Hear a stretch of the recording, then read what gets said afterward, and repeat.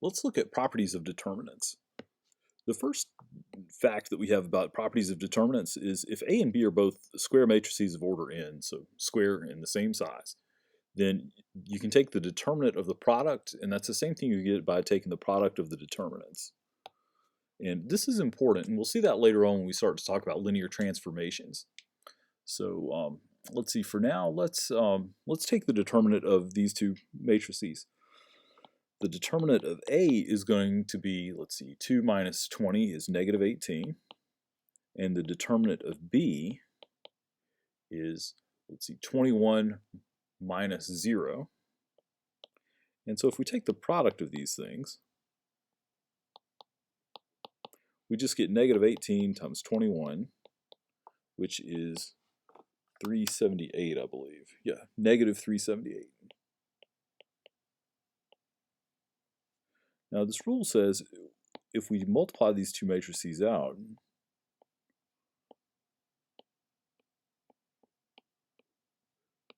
and then take the determinant of the product, we should get the same answer of negative 378. So whenever I do matrix multiplication, I do it with my fingers. I go along this row and along this column, and I multiply the things out. So I get 3 times 1 plus 4 times 1, so that's 7. And then I get 1 times 0 plus 4 times 7. Then I get 5 times 3 plus 2 times 1. And lastly, I get 5 times 0 plus 2 times 14.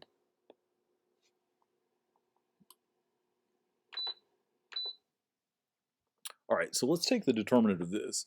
Determinant of this guy, let's see, this is AB.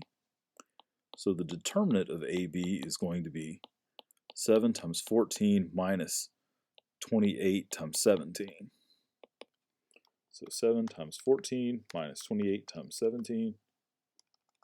Let me start over. 7 times 14 minus 28 times 17. Sure enough, gives me negative 378.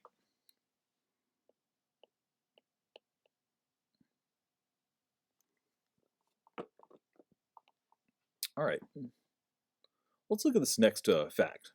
This talks about the determinant of a scalar multiple of a matrix. This says if you take a matrix that's n by n, and you multiply it by a scalar, then what that's going to do, it's going to change the determinant. It's going to multiply it by c to the n. So like down here, this matrix A, whatever its determinant is, when we take the determinant of 3A, it's going to give us the determinant of this is going to be the determinant of this one, but it's going to be multiplied by 3 to the third power. Now, where did these 3's come from? This 3 comes from there, and this 3 comes from the fact that it's a 3 by 3 matrix. So let's use octave to do this for us. Okay, so for octave, if I put in matrix A is 104, then 523, and then 411. If I look at the determinant of that, it gives me negative 13. If I just put in 3 times A, that gives me the other matrix. Tell you what, let's call it B. Okay, so there's matrix B. If I take the determinant of B, it gives me negative 351. So determinant of A, what was that? That was negative 13. Determinant of 3A is negative 351. And if I take 351 and divide it by 3,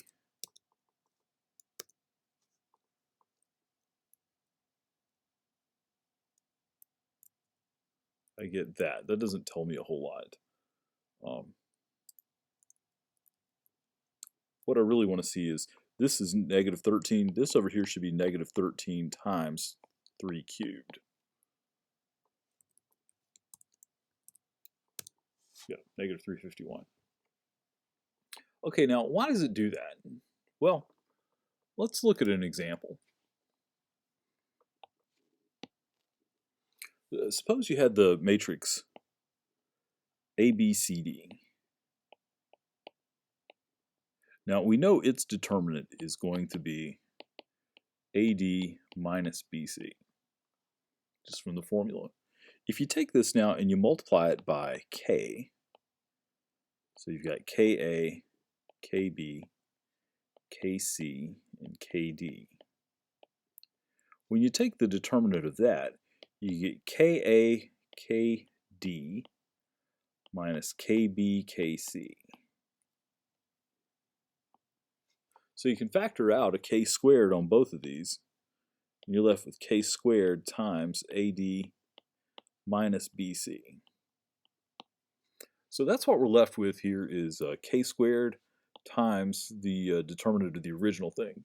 And again, the k comes from, that's the thing we multiplied the matrix by, and the squared comes from the fact that this is a 2 by 2 matrix.